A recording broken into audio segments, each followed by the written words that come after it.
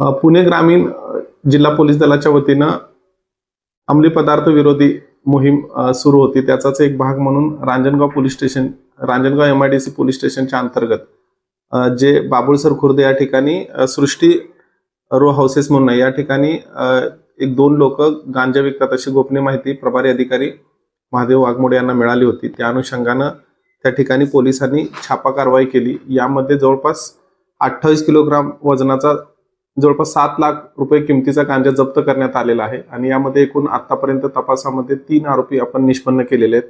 त्यातील जे 2 आरोपी आहेत दिव्या अतुल गिरे वय वर्ष 27 आणि त्यांचाच ड्रायव्हर जो आहे सूरज दिलीप शिंदे असे 2 लोकांना आपण ताब्यात घेतलेले आहे आणि त्याचा तपास सुरू आहे। आणि या अनुषंगाने जो रांजणगाव पोलीस स्टेशन येथे गुन्हा दाखल आहे आणि याचा तपास जो आहे तो PSI अविनाश थोरात हे करत आहेत।